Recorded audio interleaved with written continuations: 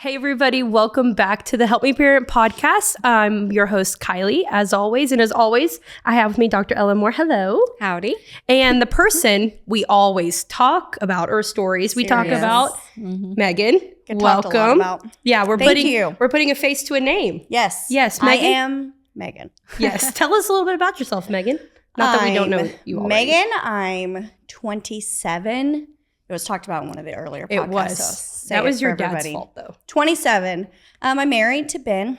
He is not 27. Anyway, we have a dog, Winnie. Is she 27? Nope. She's about to be 1. And that's your mom? That's my mom. Yeah. I have a mom and a dad. Great. Well, we recently recorded an episode with Ellen and your husband, Philip, and Derek and Gia talking about parenting with adults. And so this is a continuation of that episode. So we finally have our first non-current parent guest. Yes. So I'm not outnumbered. So I'm here to set the record straight and all the stories. All the stories. This is like counseling, but like parent counseling.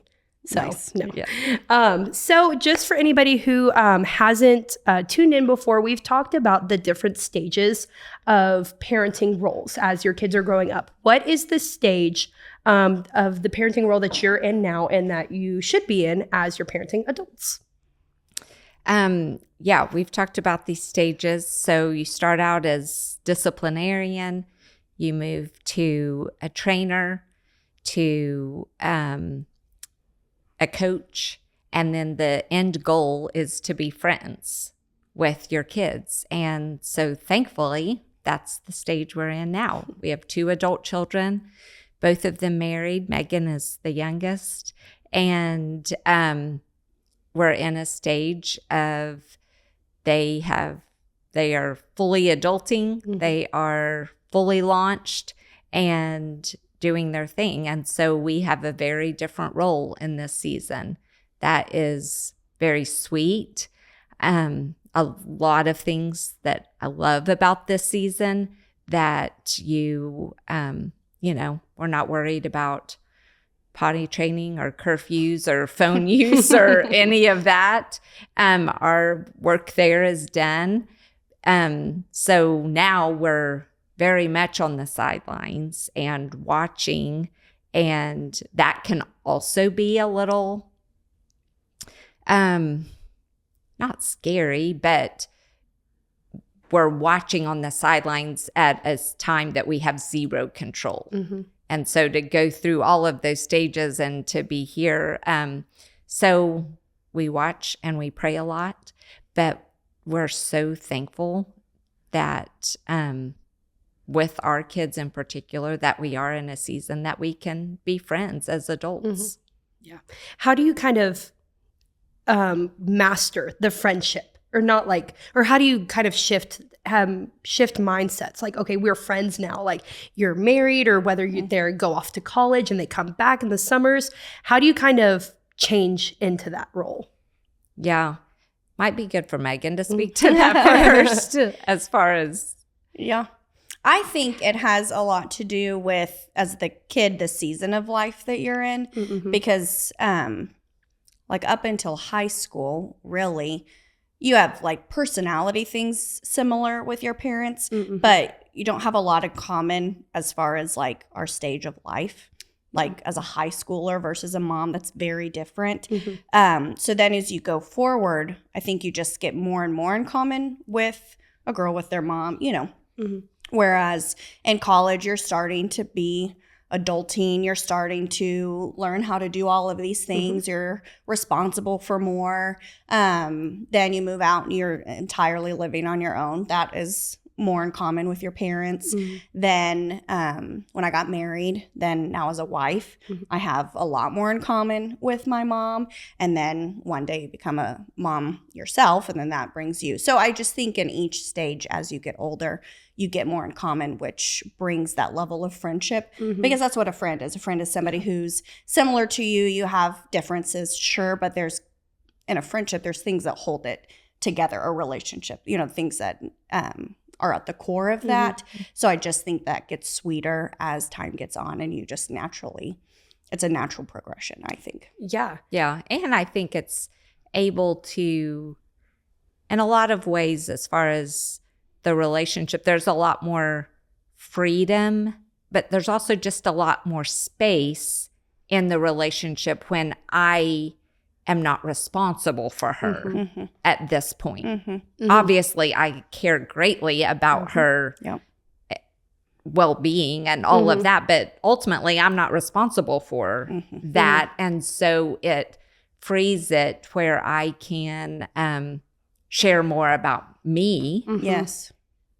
as well. Yeah. That for sure makes a difference too. Like, I don't remember a specific thing, but there comes a point in life where she starts telling me things. And I'm like, are you allowed to be telling me this right now? You know, but it's like, you're my mom, but you're in this situation, we're talking as friends. And that just becomes more and more how things go, which as the daughter, when the parent is willing to share some things like that, that is really what really opens the door to a friendship.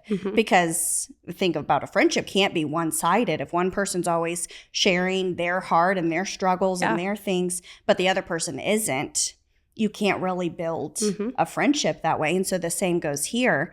And obviously you have to wait until that is okay and allowed, you know, or you say when they're younger living in your house, they're not your friend because it can't work that way. Yeah, it's not appropriate at that season. Yes. So when you do reach a point that it is from both ways where it's like, oh, okay. Yeah. Are there still boundaries in that though? Like, you are friends, but you also are still mother and daughter. Are there boundaries that you're like, I'm not going to cross this line as a friend? Or is boundaries you still kind of speak into their life? Where does that kind of fit in? Yeah. I mean, I feel like that it would be different for every parent-child relationship just because all kinds of different dynamics. I would say for us, or for me, in this situation, that yes, there are still boundaries in terms of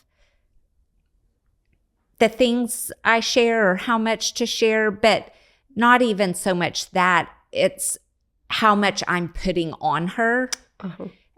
Because I still want her to know I'm the mom and for her to feel like she's not having to carry me in the relationship, that I'm still here for her. But also that like Meagan was saying, in a friendship, that she can be there for me in a way that's not been appropriate in any season up to this point. So for me to find that balance, and I think maybe I'm still finding that and will be for a while, to say how much I can share that she's comfortable with and that I'm not expecting too much from the relationship, because I also want her to know I'm still her mom and that my burdens aren't hers to carry. But certainly as a friend, we carry each other's burdens to some degree. And for her to really know me, I have to be willing to go there. But I guess maybe be willing to go there myself, but not to dump on her. That's really good. But I do think boundaries go both ways too, because, you know, as you get married, then that your family kind of changes, where your family is now you and your spouse. So from this end, you have to kind of refigure out boundaries. And then, like, I have an older brother who's married and they have a little girl. And so then you have to then figure out new boundaries there as an adult child, but now you have a child. So then there's this other separation. So I don't think there's ever a time the boundaries disappear, you know, or like, oh yeah, you reach this adult friendship and then there's no more boundaries. Boundaries exist in any relationship in life, you know, and so they always do play a part, and they just change over time, that you can't necessarily figure out what they are until you reach that situation where it's like, okay, either was we it. crossed one Yeah. or we're kind of go back. reaching up to one where it's like, okay, I don't really, this is a little new territory or something. And then you have to have those conversations that, you know, can sometimes be uncomfortable, but necessary to establish together what those are, you know, because everybody is in this new season themselves to, you know, communicate that. Yeah. I think something too about this season that is different is up until this point, as parents, we're used to being the ones to set those boundaries. Yeah. And now we're in a season where we actually need and is appropriate for them to set the boundaries sometimes. Yeah. We obviously need boundaries ourselves, but we just, because we haven't been in this situation before, we just try to do a lot of check-ins with the kids and to say, okay, I've never been the mom of a married daughter before. Yeah. So how's it going? Am I being too much? Am I not being enough? We'd love to hang out with you, you know, X number of times a week, but does that work for you? You know, and you just figure out those things. We had it for a long time, our family, we did Sunday lunch together, and then that had to change for a bit. And so it's like, okay, what does work? With our son and daughter-in-law, once they had a baby, figuring out, okay, what do visits look like? How often is often enough, but it's not too much, it's not too little. And the only way to figure that out is to ask and to talk about it. Yeah. And so we just try to do these periodic check-ins and say, how's it going? What can we do better? What do we need to do more of? What do you need less of? And really, in a lot of ways, they're setting the boundaries in this season. Yeah. Was it hard for you to kind of be like, oh, I have to do this? Not just like, okay, mom, like, what do you think? Or, hey, dad, like, what do you think about this? Was it hard for like you as a single adult and then married? Was it hard for you to kind of set those boundaries and have those talks? For sure. Like she said, nobody has been in this situation before. Even I had an older brother, but it's different with everybody, you know, and what those boundaries need to be. And it's hard to say, okay, Meagan, what are your boundaries? It's like, I have no idea. Like, what do you think they should be? Like, we kind of have to live life and figure them out as they go. And then you do have to learn as the kid that, okay, now I've reached a point that it is okay to speak up into this, because a lot of the times a boundary comes up because it was crossed. And that's can be hard, you know, to initiate. Be like, hey, mom, dad, can we sit down and talk about how I felt when this happened? So what she said was so great. And I do think that is the parents' part of still their responsibility as the parent is to ask, to where it's not, okay, you've reached this point of adulthood. So if you ever need anything, like, it's your job from here on out for the next 50 years to come tell us, you know? And so the check-ins to where you kind of open the door to say, okay, do you have anything? That is just a little easier to be like, actually, yes, you know, because that gets established first when you live on your own and you're single. But then when you get married, I'm learning new boundaries. Whereas like my dad was always, for the first 25 years, my go-to. And he's, you know, the smartest guy I know. He knows how to do everything. He knows how to build things. He knows all of these things. So then I get married and it's like, okay, now there's this new guy that is supposed to be my first go-to. And that's hard because you're like, I know you're supposed to be my first go-to, but dad, like, do you think that's right? You know, like, so you're learning new boundaries with your spouse to then you've set these boundaries and then they kind of change. So it's ever changing. It's ever evolving. And even sometimes you set a boundary one way and then you're like, hey, actually, that's not even working for me. Like, or hey, I was wrong. Or hey, I thought that's what I needed or what I wanted, but actually what I need is this. So the bottom line, and she said it, is communication. Keeping the door open for communication. That nothing is off the table. Nothing is what's it called when you're not allowed to talk about it? whatever that term is. But like anything is open for discussion. Yeah. Anything is open to be revisited. Yeah. And everybody knows that at the end of the day, the heart is to maintain a great relationship. Yeah. And so if everybody knows that, then that makes those seemingly uncomfortable conversations a little easier to have. Yeah. How, so honest communication, keeping the door open, going both ways.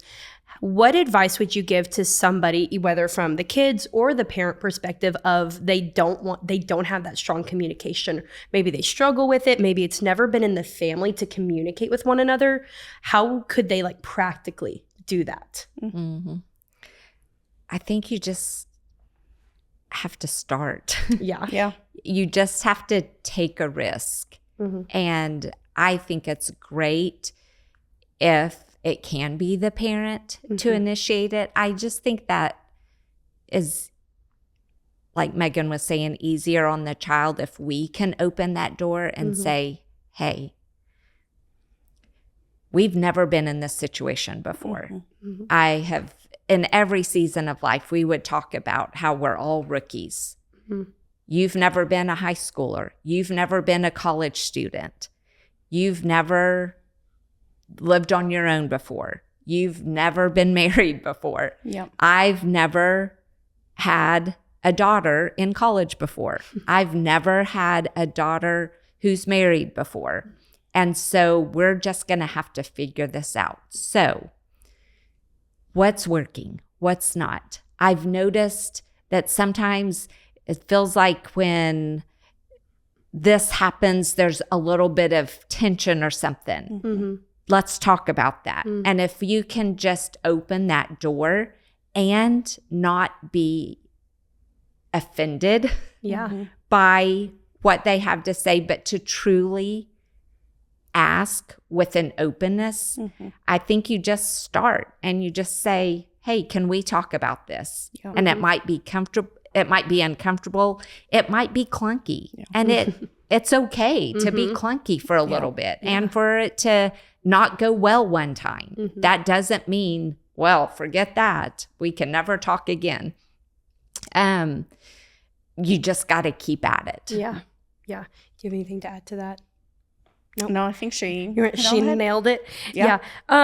There's always kind of like the saying, like, the phone goes both ways.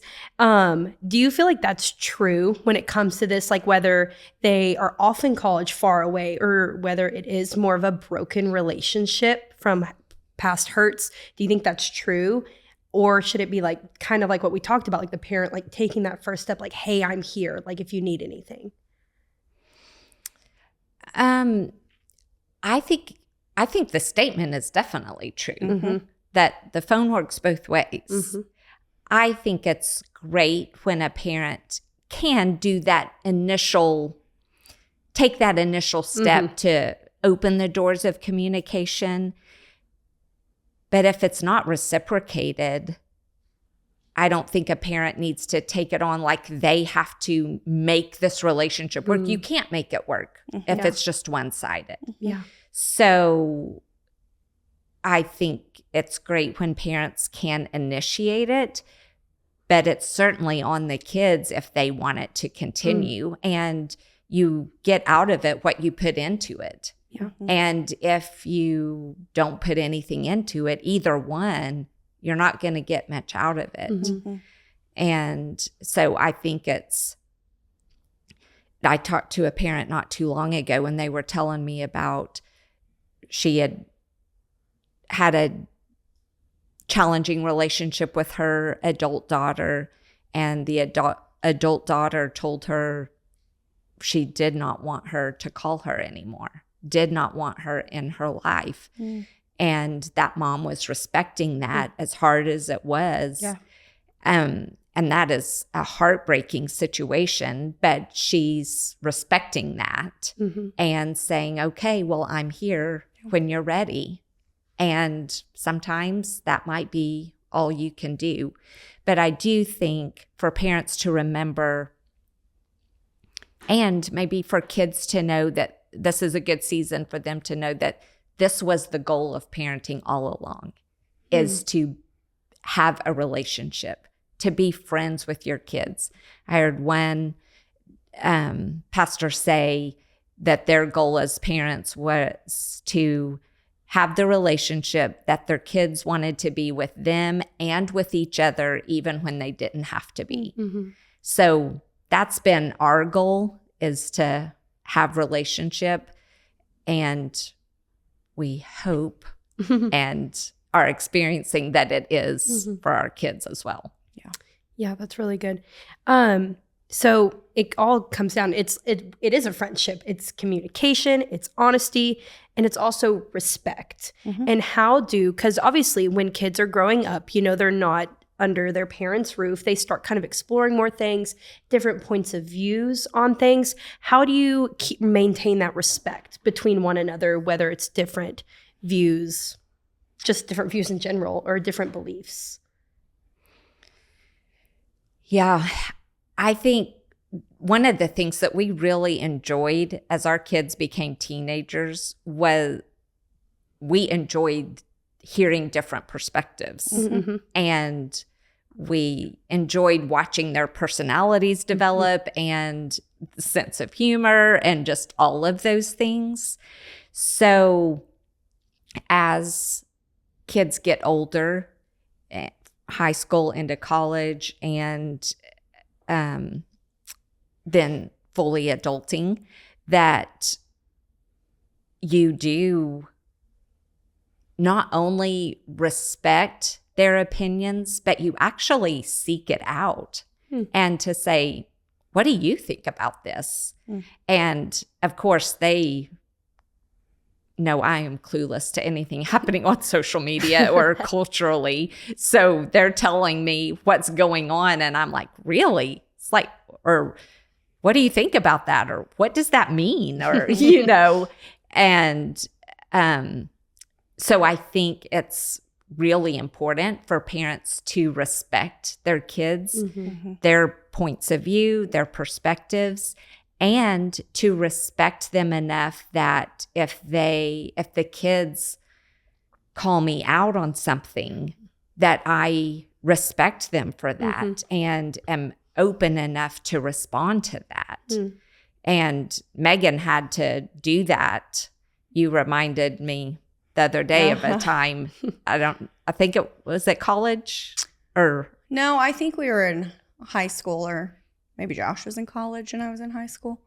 It was the first time I remember where I was like, no, I really do think I'm right here. And there were plenty of times growing up that I thought I was right, but I wasn't. Like we've probably established that here before, but it was one of the times I was like, no, I really do think I'm right. It was, I don't know why, but we all had to help Josh wash his car, why I had to, I don't know.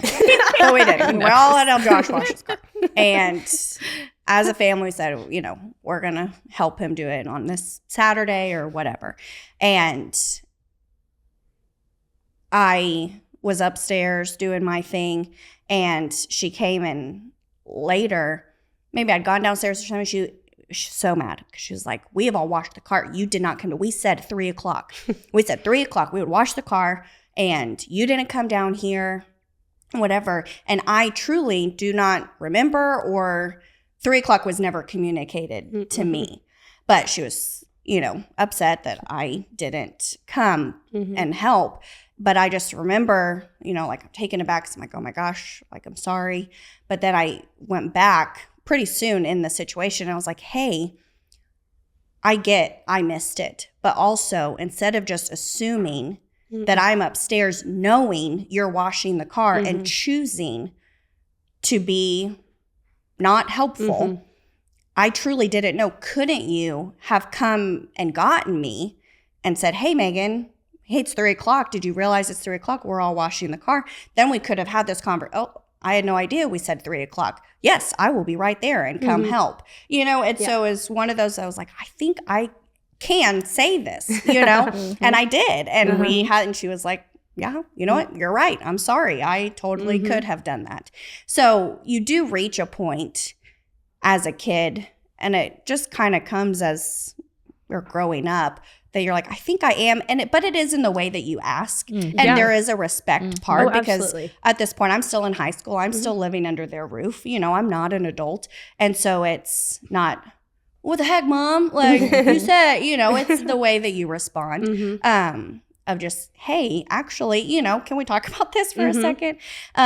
Even before then, I remember with either one of my parents, if they'd sit down and tell me about something about a way I didn't handle a situation correctly or whatever, there was a point that I remember I started asking, be like, can I just ask a question here? Yeah. And I would always say, like, I am not trying to argue because, you know, growing up, that was a thing. Yes. So before I learned, but it's like, I am not trying to argue. I just I'm having trouble understanding this part that you said or why this is not okay or why, you know, something like that, to just ask for clarification. Because one, as a kid, that's the only way I'm going to be able to learn is if I understand fully the situation that just happened and exactly the parts of it that I messed up on. So there does reach a point that I think as a kid, it is okay to ask. But again, like what you're saying, it's all about respect. It's the way in which you do it. Yeah. So if you're coming about it super argumentatively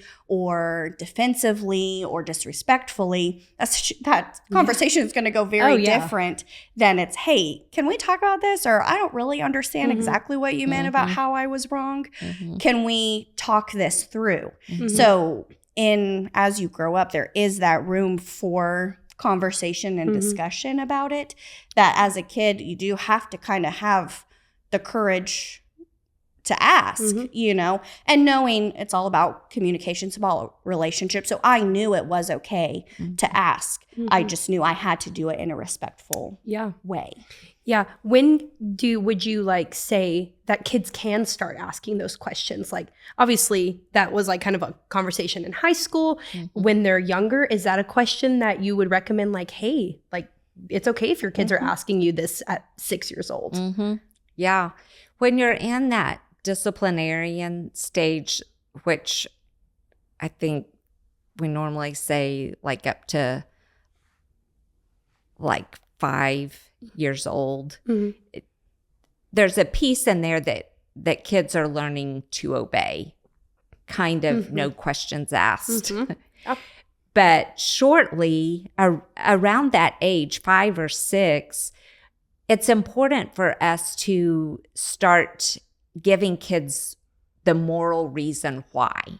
The why we're asking them to do something, so that they understand it's not just because I said so. There might be moments like that, but those are really few and far between.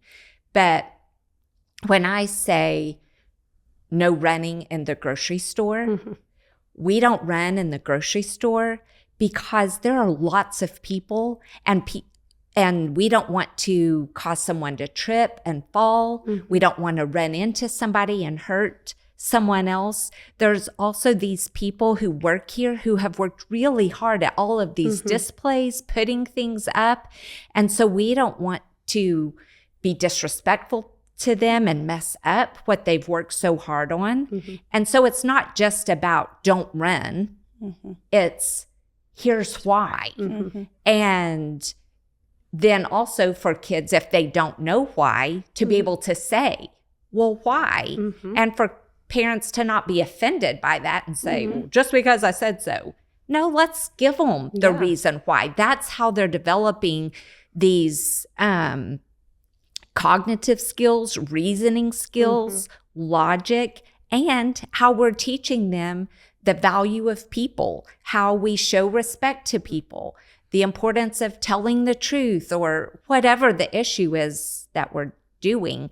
So as you do that, starting those early years and being willing to, I think when they're younger, we're having to be more cognizant of when we messed up and when we realize, oh, I came on too strong, that we're willing to go there and say, I'm so sorry. I did not handle that right. But we're having to initiate it. But as they get older, like Meagan's saying, junior high and high school, for them to be able to point out to us when we got it wrong and not just us realizing we got it wrong. Yeah. For them to be able to say, hey, can we talk about this? When you said it like that, this is how I felt. Mm-hmm. And it gives us a chance to say, I am so sorry. Mm-hmm. Here's where I was in my headspace and how I was approaching it. But I totally see how you're seeing it.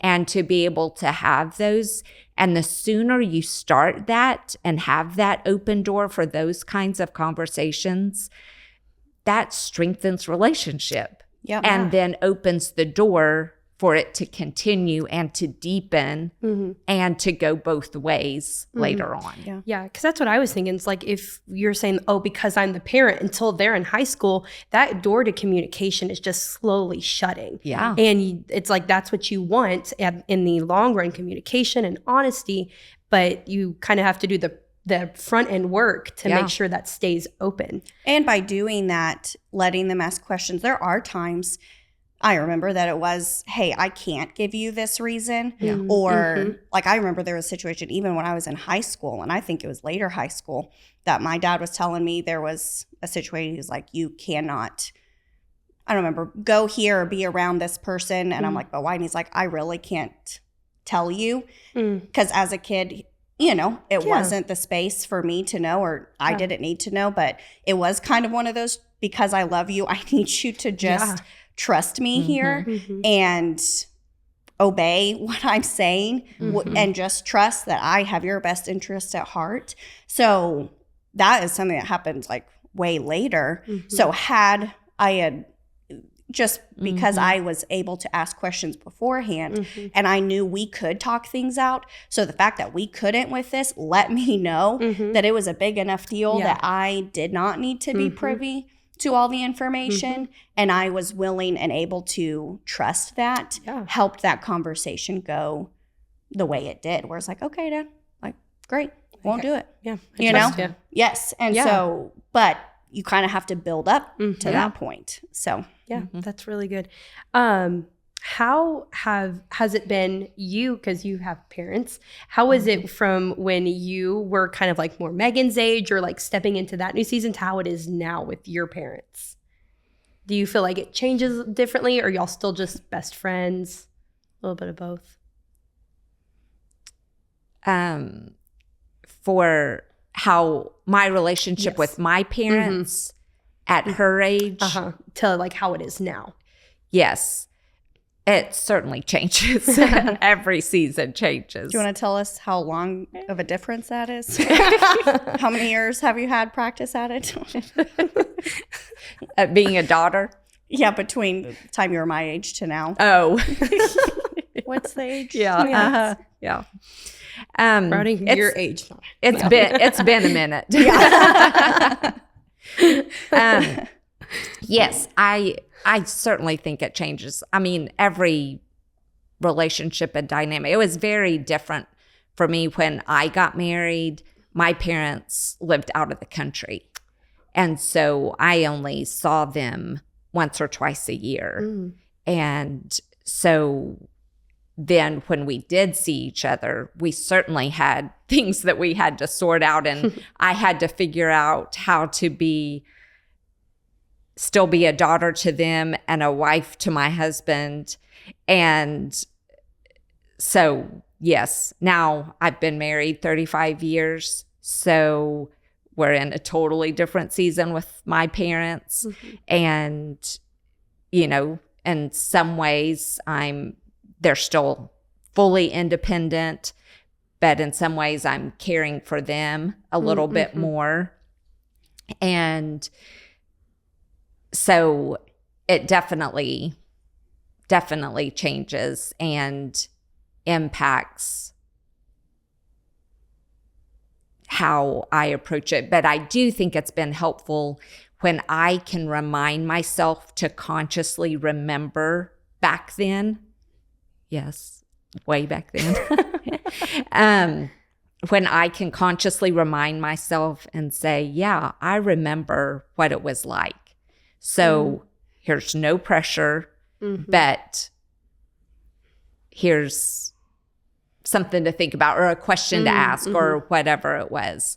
When our son and daughter-in-law, they used to live nearby, and they felt like it was time for them to move back to the hometown where his wife grew up.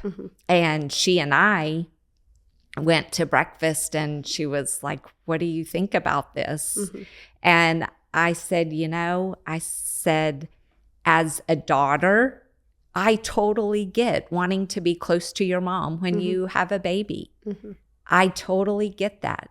I said, I also have a different perspective simultaneously, because now it's my son, who's leaving, and our grandchild, and all of that. But it helped me to remember what it was like and say, I totally get you wanting to be close to your mom when you have a baby. So you guys go for it. You have our blessing. We just ask that we still make this relationship a priority as well. Yeah. Living a little further away. And they're only 4.5 hours. And so we still get to see them. How do those check-ins that we talked about earlier kind of look like? Because obviously they look different from Meagan and Ben to them. How does that kind of work? Yeah, it's really kind of the same. And sometimes we do it one-on-one. That wasn't too long, a couple of months ago. I think Meagan and Ben were at the house. We were hanging out in the pool, and we just said, so it's been a year and a half since you got married. How's it going? We may have had a check-in before then, but however long. And are we being too much? Because they also moved closer to us. And so we had a check-in there. And then when we go to our son's house, we'll periodically say, all right, how's it going? Are we coming too much? Not enough? And we'll have those check-ins. There for a while we weren't going, and they were like, where are you? Something was said like, are y'all gonna come see us? And we're like, oh, we need to make sure we're doing that. And then we were doing that. We go once a month is the plan. But we, even with that, have to stay flexible, and we say each month. And there was a month a couple of months ago that we checked in, say, okay, what would be a good weekend for us to come? And they were like, you know what, this month we are just, every weekend is slammed. There's really not a good one. And we're like, great, we'll look at it next month. So we have to not get offended by that, but also pursue that and just being willing to do there. And then we periodically do whole family check-ins. We had, was it Christmas or? I think so. Yeah. Sometime that we're like, okay, everybody's here and everybody's in a new season. We're all together. Meagan and Ben are married. You guys have a baby. How are we doing as a family? Yeah. How do y'all kind of navigate that? Because you are all like 3 different families, but you all are one big family at the same time. How does that work? Like planning event, like vacations and stuff, communicating and stuff. Is it just kind of like friendship expanded, or how does that work? Yeah, I think so. I think we've kind of established that we want relationship. And so I would say on kind of the week to week, month to month things, we really look to them for establishing those boundaries and what works and what doesn't. We have all talked about, we try to do one family vacation a year, and we talk about, we just have to get on a text or get on a FaceTime call and say, okay, here's the month we were thinking about, what works with everybody's schedules, and we try to schedule the type of vacation and the location and the dates and all of that. Just, like you're going out with any of your other friends. Yeah. And then same for holidays, you know, you just got to talk. Yeah. Yeah. I don't, And all of these things we haven't always done. Like, we haven't always done these check-ins, you know? So it's not like we've always known the right thing to do, and we've always done these check-ins, so it's worked beautifully. You know, it's like you did it because you found the need for it, you know? Right. And so that is where it's like, you're like, oh, well, they always do these check-ins. It must be wonderful. It's like, well, there was a learning curve, and it doesn't always go wonderfully, and you have to come back in and visit it. But it just does take that communication of things. And when you're talking about trips and vacations and all of that as an adult, especially once you get married and then have kids, it's like, okay, my family has changed, you know, whereas like I grew up as a family of 4, 2 parents and a brother, family of 4. But then Josh gets married, so then it's a family of 5, you know, and then Ben comes into the picture and it's 6, but it's also 2 because it's just me and Ben. And now my priority is there, which is hard, especially you take in personality differences. I'm a people pleaser. So if there's several times that it's like what the big family wants to do is different than what my family of 2 needs, that's super hard to navigate. And it's like, okay, I know the priority is now here, but now I've got to communicate that and have the courage to say it, but realizing the difference of just growing up, what that is. My brother has a wife and a daughter. Now that's his priority. It's not the 4 mores that it used to be. There's so much in that. And so it changes over time. But I do think what is helpful, especially she's saying we have a family vacation every year, they communicate to us even like logistically in details, like, hey, you're responsible even financially, this part, but we cover this part. Yeah. That's a whole new thing, you know, whereas growing up, it's like, hey, we're going to go on a vacation. It's like, great, where are you taking me? You know, like, wonderful. That like, I love it. That's a great idea. Tell me when, I'll be there, you know? But then as you grow up and you have your own family, it's like, hey, we're going to do this family vacation. You guys do this and we'll do this. And so there are those things that you navigate, and it is helpful. Again, I do think that's still on the parents' responsibility, that if you're saying we want to do a family vacation, even though we're all adults, it's like, okay, great. Like, what's the idea? You know, it's not my job to, hey, everybody, let's go on a family vacation. You know, back to your original question of like, do you ever stop the parenting thing and it's only friends? That's another example of it still like exists. Yeah. How do you kind of deal with like those like scheduling like conflicts or frustrations where there could be, where like in-laws are in the picture as well, and of course like kids have sports schedules and stuff, because again, you're all in different seasons of life. What do you do in those like frustrations where like, oh, I just want to spend time with you and nothing's working? What do you do then? Yeah. I think you really have to remember priorities. So in this season, and it's a huge adjustment for everybody. Oh, yeah. But it's important for us to realize in those moments especially that really at this season of life, our number one priority is for them to have strong marriages and strong families themselves. That's more important than their relationship with us in this season. Not that we don't want relationship or anything like that, but the priority is there. And so to try to remember and to try to remember to verbalize, hey, you all talk about this. You tell us what works for y'all. And same for Josh and Kennedy and their family. You tell us what works for you all, and we will adjust the best we can.